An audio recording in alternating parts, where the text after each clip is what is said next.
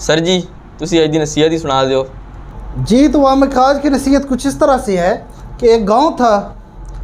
अच्छा वाक़या सुनाता हूँ, उसी में नसीहत है। एक गांव था, वहाँ पे एक बुज़ुर्ग औरत और एक बुज़ुर्ग मर्द रहते थे, साथ साथ उनके घर थे। और उनके दरवाजे के आगे ना एक बड़ा सा तालाब कह लें, जोड़ कह लें, या पंजाबी में छप्पड़ कहते हैं, छप्पड़ था।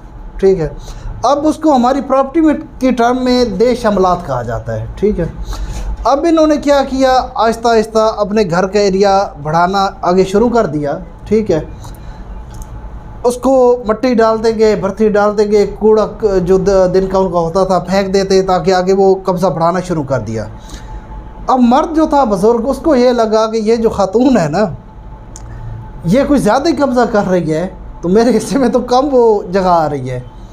तो उसने एक बड़े समझदार बंदे से मशवरा किया, समझदार शातिर आदमी जिसको वो समझ रहा था कि मैं क्या करूं। तो उसने कहा तुम ऐसा करो, उन्होंने बवाली दे तो चाह का छप्पड़ भी सट, मतलब घुमा के उठा के छप्पड़ में फेंक दो।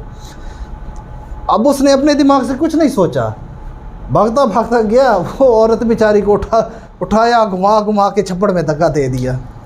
ठीक है, धक्का दे के भाग गया। अब वो औरत बेचारी डूबती डूबती बच गई, आखिर मरी नहीं, बाहर निकली जैसे तैसे। जैसे ही बाहर निकली तो आगे वो ही सियाना बंदा खड़ा था जिसने मशवरा दिया कि जाके छप्पड़ में धक्का मारो। ठीक है, तो अब वो बंदा औरत को निकाल के कह रहा है कि तुम जाओ और थाने में जाके इस पे पर्चा कटवा दो। और औरत को उधर दौड़ा दिया, औरत ने जाके थाने में पर्चा लिखवा दिया इस पे। वो बंदा गिरफ्तार हो गया, अदालत में केस गया, लाखों रुपए दोनों पार्टीज के लग गए। सियाना जो है ना, उसका कुछ भी नहीं गया। तो ये मामला आजकल हमारे क्लाइंट के साथ भी हो रहा है। अब क्लाइंट हमारा यहाँ आता है, टोकन करता है या बुकिंग करवाता है या डिटेल्स लेता है, तो वहाँ पे कोई इनको सियाना मिल जाता है। सियाना इनको जनाब, अच्छा सियाना ना खुद दफ्तर आया होता है, ना कंपनी की अथेंटिसिटी का पता होता है, ना कोई साइट विज़िट की होती है, ना प्रॉपर्टी का कुछ पता होता है। वहाँ बैठ के सियाना अपनी तरफ से कुछ भी मशवरा दे देता है। ठीक है, तो उस वजह से क्लाइंट फिर हमें कंप्लेन करता है, जी वो एक सियाना मिला था तो वो ऐसे कह रहा है, तो मैं बैक होना चाहता हूँ। ठीक है, तो ये असल में एक नसीहत भी उन लोगों की है कि ऐसे सियानों से बचे हों। ऐसे सियानों का कुछ नहीं जाना नुकसान आप लोग अपना कर रहे होते हो। और इसके अलावा एक और भी बड़ा इशू आ रहा है कि अब देखो, एक क्लाइंट है, उसने प्लाट लिया है, इंस्टॉलमेंट के एक प्रोसीजर है, इंस्टॉलमेंट लेट होती है तो उस पर जुर्माने लगते हैं।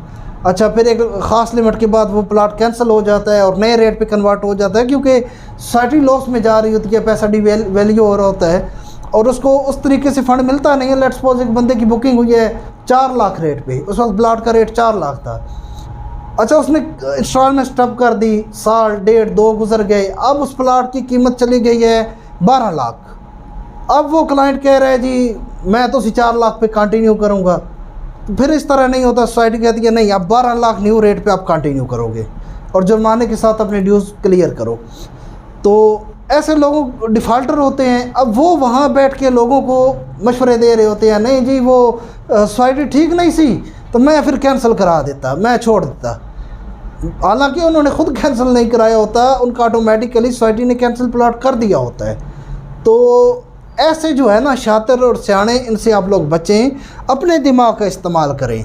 जाके औरत को छप्पड़ में धक्का ना दें किसी के कहने पे, अपना दिमाग है। अब वो बंदा भी अपना दिमाग इस्तेमाल करता तो कभी भी उस औरत को छप्पड़ में धक्का ना देता। तो आप लोग भी अपना दिमाग इस्तेमाल किया करें, किसी के दिमाग पे वो डुगडुगी पे बंदर की तरह नाचा ना करें, अपने दिमाग को पहले इस्तेमाल करें।